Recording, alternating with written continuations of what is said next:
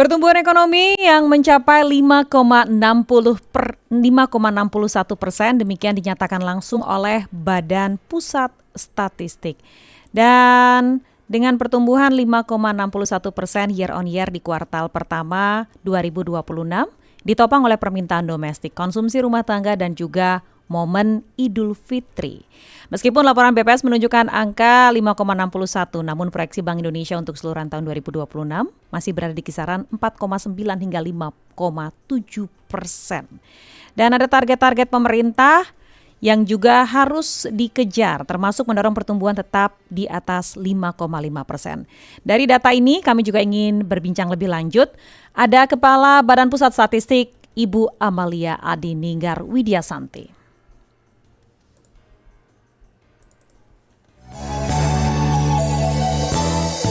Wawancara Pro 3. Selamat pagi Bu Amalia. Selamat pagi. Iya, Bu Amalia, ini untuk di year on year kuartal pertama 5,61, ini kan sesuatu yang bisa dibilang keberhasilan begitu ya untuk saat ini.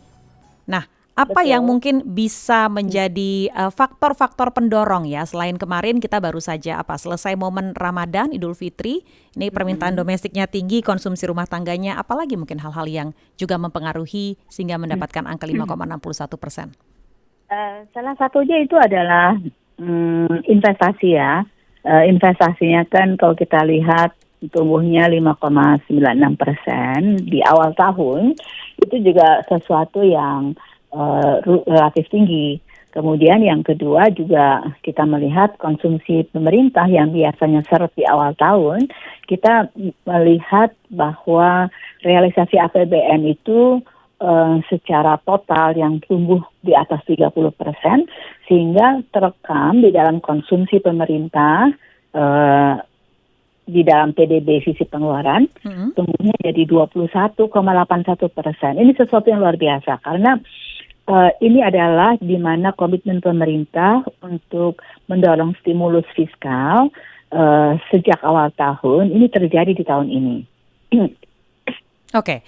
Kalau memang ini juga ada kontribusi dari sektor lapangan usaha kira-kira ya, apa sih yang paling besar dominan pada kuartal ini dan sektor mana juga yang mengalami bisa dibilang perlambatan begitu Bu Amalia?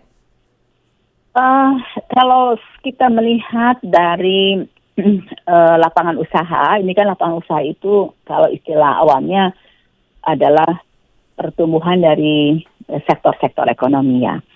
Nah, salah satu yang menjadi pengungkit pertumbuhan ekonomi di sisi lapangan usaha, tentunya yang paling memberikan sumber pertumbuhannya adalah industri pengolahan. Walaupun pertumbuhan industri pengolahan ini relatif melambat dibandingkan triwulan sebelumnya, tetapi dia masih cukup solid karena tumbuhnya 5,04%. Gitu, walaupun memang di bawah pertumbuhan ekonominya.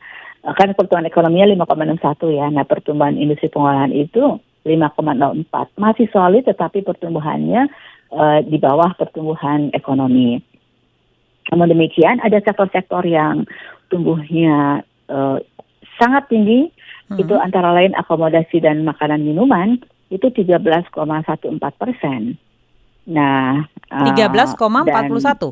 3,41 ya? 13,14%.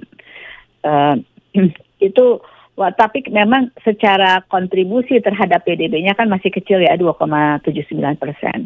Nah, ada dua hal nih Mbak yang ingin saya sampaikan, bahwa ada yang tumbuh tinggi, tingginya tinggi banget, tetapi kan dia kontribusinya masih rendah karena share-nya terhadap PDB masih rendah. Contohnya akomodasi makanan minuman itu tumbuhnya 13,14%, tetapi share-nya terhadap PDB masih 2,79% gitu.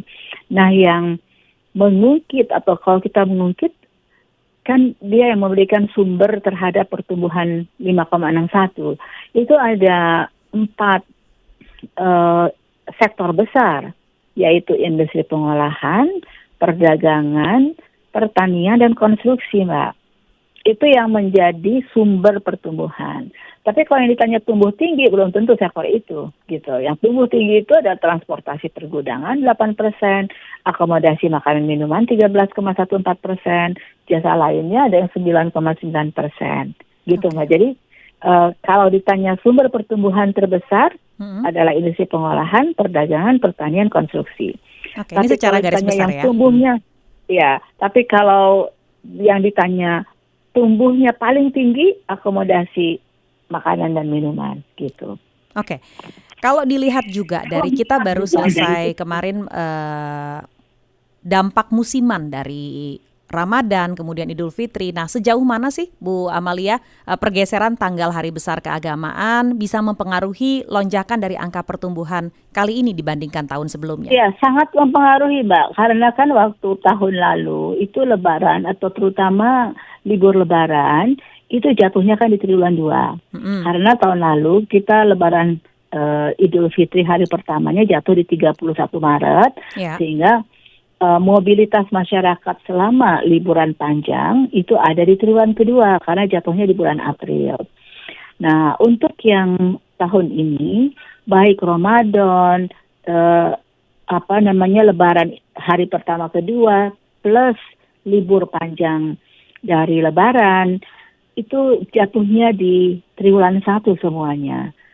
Sehingga tentunya ini sangat mempengaruhi pertumbuhan ekonomi karena ada faktor base effect yang kita sebut dengan low base ya di tahun lalu atau base effect karena memang ada pergeseran musiman Lebaran ke triwulan 1 2026 ini. Nah, kedua tentunya yang perlu kita cermati juga, pertanian ini kan tumbuhnya juga hampir 5%. Ya. Karena apa? Karena panen rayanya memang jatuhnya di triwulan 1. Jadi ini memang kondisinya nanti bisa jadi berbeda nanti di triwulan kedua itu. Ya. Dengan kondisi yang positif di triwulan pertama ini, belum tentu nanti di triwulan kedua juga bisa punya hasil yang sama. Nah, apa nih yang mungkin bisa... Tergantung, Mbak, tergantung. Kita nggak bisa memprediksi dan BPS tidak bisa memprediksi juga karena kita tugasnya bukan melakukan proyeksi. Tetapi kita lihat nanti di dalam triwulan 2 gelontoran dari fiskal, kemudian stimulus fiskal. Kita lihat juga industri pengolahan kan semestinya bergerak di triwulan 2, ya. Karena kalau di triwulan 1 industri pengolahan agak melambat ya karena banyak libur kan, Mbak. Gitu. Nah, tadi Bu Amalia juga libur panjang tentunya itu juga mempengaruhi output, toh. Persis. Tadi Ibu mengangkat soal investasi juga ya. Sebenarnya mana sih yang tumbuh lebih tinggi antara konsumsi rumah tangga dengan pembentukan modal tetap bruto ya, investasi? Apakah daya beli masyarakat memang meningkat secara berkelanjutan dari hasil BPS? Iya, saya melihat selama Ramadan dan catatan dari rekamannya data-data BPS juga mengatakan itu bahwa ternyata selama bulan Ramadan dan Idul Fitri plus libur Lebaran itu masyarakat melakukan konsumsi yang cukup tinggi. Ini terekam dari pertama mobilitas masyarakat dan spending masyarakat untuk traveling. Nah, kemudian yang kedua ini juga terlihat dari transaksi kris yang tumbuhnya lebih dari 100%. Ya, sekarang juga orang cara bertransaksi sudah bergeser dari yang cash basis menjadi melalui transaksi digital dan kris ini mendominasi transaksi penjualan maupun transaksi pembelian oleh masyarakat kita. Yang kemudian ketiga adalah kalau kita perhatikan selama Ramadan itu banyak sekali usaha-usaha kecil menengah yang tumbuh dan juga bagaimana masyarakat melakukan belanja yang lebih daripada biasanya itu terjadi di bulan Ramadan dan Idul Fitri.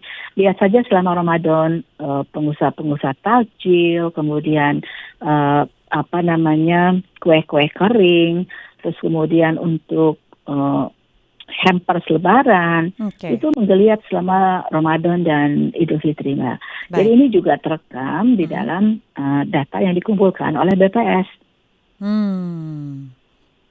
Tapi kalau dilihat nih, secara sebaran pertumbuhan ekonomi antar pulau, Bu Amalia, apakah pertumbuhan masih terpusat di Jawa atau sudah ada pergeseran signifikan di wilayah luar Jawa? Dan di mana? Yang sekarang ini yang tumbuh paling tinggi ada di kawasan Bali, Nusa Tenggara, ya.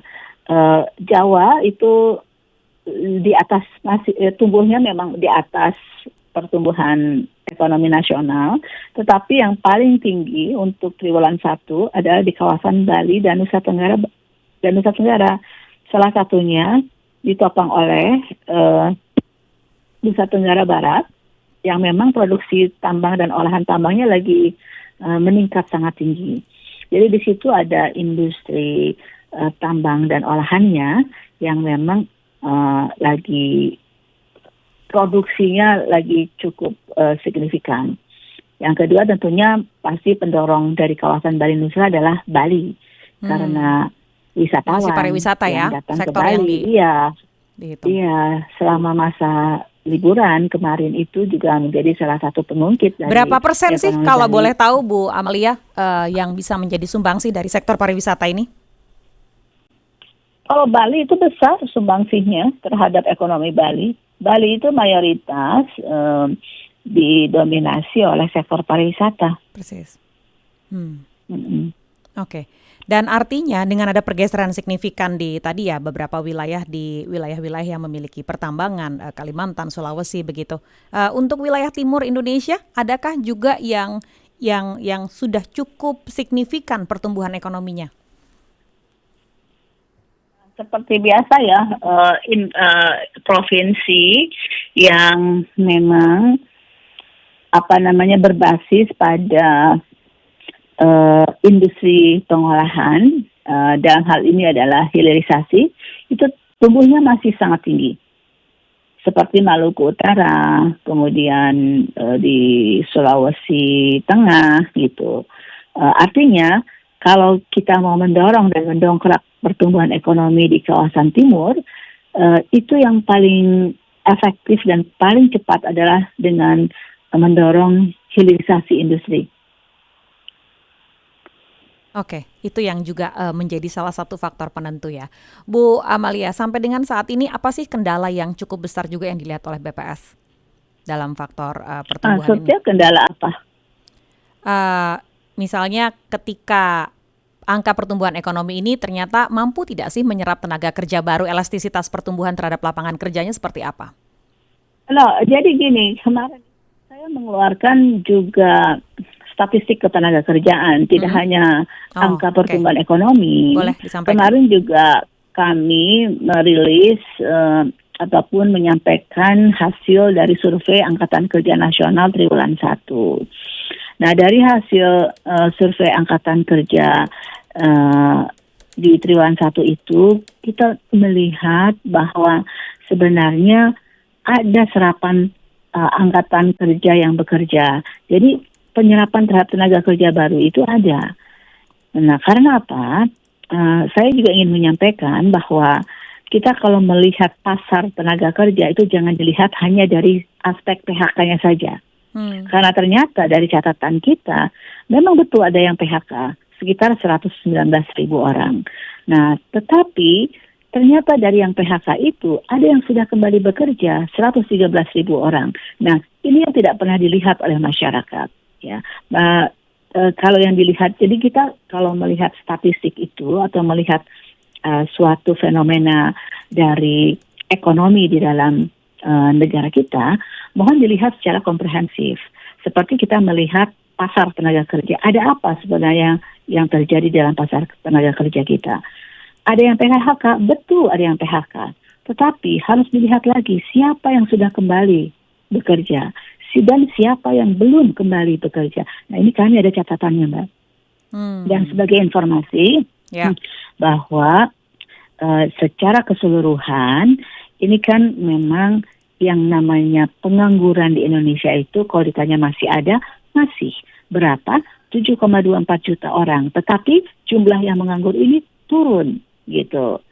Makanya tingkat penganggurannya menjadi turun. Dibandingkan data tahun lalu ya, ini berarti ya acuannya ya? Iya, dibandingkan dengan Februari tahun lalu. Jadi kita kan sekarang melakukan survei angkatan kerja nasional itu setiap triwulan. Jadi di triwulan 1 kita potret pada bulan Februari, begitu. Oke. Dari data-data tersebut ya, Bu Amalia, kita juga tadi ingin dengar lebih banyak dari sekian 706.000 ya lapangan kerja baru yang ada di kuartal 2026. Berapa sih yang merupakan 706.000 dari mana? Dari data yang disampaikan? Nggak ada saya. 706.000. Oh oke. Ini saya melihat saya coba membuka data BPS. Mungkin boleh dikoreksi Ibu, berapa total yang di... Jadi angkatan kerja atau orang yang bekerja dan sedang mencari pekerjaan itu kita sebut dengan angkatan kerja. Total angkatan kerja di Indonesia itu 154,9 juta orang. Okay. Nah, jumlah ini meningkat dibandingkan dengan tahun lalu. Mengapa? Karena kan pasti ada lulusan baru yang tadinya sekolah, dia masuk kepada pasar kerja sekarang. Oke. Nah, itu tambahan angkatan kerjanya jadi 1,86 juta orang. 1,86 juta ya. Oke, yang Iya, menjadi tambahannya. pertanyaan, berapa persen sih yang merupakan pekerja formal tetap dibandingkan mungkin pekerja kontrak atau outsourcing? Ada datanya juga nggak sih Bu Amalia? Itu yang ingin ketahui. Ada. Kita kalau lihat pekerja formal, pekerja formal kita kan sudah naik ya, sekitar 45% sebentar saya cek datanya ini. Ya. Nah yang jelas adalah kalau kita tanyakan berapa dari yang angkatan kerja itu yang menganggur, itu jumlahnya persentasenya adalah 4,68% gitu. Okay. Ya. Nah, terus kemudian dari yang bekerja itu memang ada yang bekerja di kita kategorikan yang bekerja itu ada 3 kelompok. Satu dia pekerja penuh gitu. Kemudian ada yang pekerja tidak penuh dan juga ada yang setengah penganggur. Nah, sekarang pertanyaannya yang pekerja penuh meningkat apa enggak?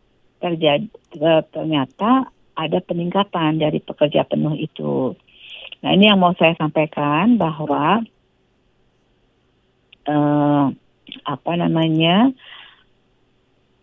yang bekerja, jumlah penduduk yang bekerja penuh kan pengennya ya. Pekerja penuh itu 98,59 juta orang. Yang pekerja paruh waktu 38,35 juta orang. Dan yang setengah pengangguran itu 10,7 juta orang. Yang setengah pengangguran ini jumlahnya menurun 940.000 dibandingkan tahun lalu. Jadi artinya yang pindah menjadi pekerja penuh dan pekerja paruh waktu itu menjadi semakin lebih tinggi. Di mana pekerja penuh itu naiknya 2,1 juta orang. Gitu Mbak. Baik. Nah jadi sekali lagi kami mohon para pemirsa, masyarakat semua, kalau kita membahas statistik ketenagakerjaan, mohon kita bisa melihat secara utuh bagaimana penambahan dari angkatan kerja kita, bagaimana melihat penambahan orang yang bekerja, dan juga kita bisa melihat berapa orang yang PHK dan berapa orang yang menganggur. Sehingga nanti gambarannya bisa lebih utuh. Bisa lebih utuh. Mungkin jangan sedikit hanya lagi. dilihat dari PHK aja gitu kan. Tapi sedikit lagi Bu Amalia, multiplier efeknya, efek penggandanya seperti apa? Ketika ada dampak hilirisasi di daerah pusat-pusat industri, misalnya tadi disebut juga ya, dampak terhadap pertumbuhan sektor UMKM atau jasa di wilayah sekitarnya? Terdampak itu kan tergantung wilayahnya ya Mbak ya. Nanti kan kita bisa dilihat lagi dengan analisis yang lebih detail. Tetapi yang jelas kalau kita bicara mengenai statistik ketenagakerjaan, itu kami melihat bahwa sebenarnya 13,57% dari orang yang bekerja itu sekarang bekerja di sektor industri. dan 28,78% dari orang yang bekerja itu ada bekerja di sektor pertanian. Nah, jadi artinya adalah mayoritas pekerja kita bekerja di sektor pertanian, itu yang pertama 28,78%, kedua 18% ada di sektor perdagangan, dan yang ketiga di sektor industri. Itu 3 sektor itu yang banyak menyerap lapangan pekerjaan. Baik, oke.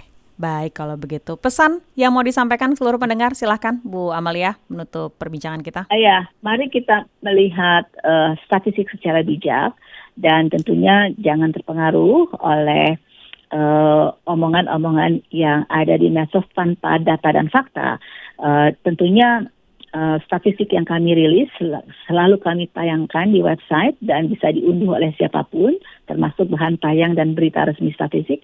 Itu bisa dijadikan acuan bersama untuk melihat fakta yang ada di lapangan, dan tentunya BPS itu bekerja tidak dengan mengira-ngira. Kami bekerja dengan standar dan metodologi yang sudah teruji secara internasional, sehingga tidak mungkin BPS itu melakukan perhitungan dengan tidak dengan fakta, begitu. Baik, kalau begitu. Bu Amalia, terima kasih banyak pagi hari ini sudah membahas data-data ini bersama kami. Mudah-mudahan ini juga menjadi pandangan kita ya tentang ekonomi yang sedang berjalan saat ini. Selamat pagi, salam sehat, salam sukses Ibu. Selamat pagi. Amalia Adininggar, Kepala Badan Pusat Statistik, dan disampaikan bahwa penduduk bekerja saat ini bertambah kurang lebih 1,9 juta menjadi 147,67 juta orang, dan ini pertambahan dibandingkan periode yang sama tahun lalu. Kami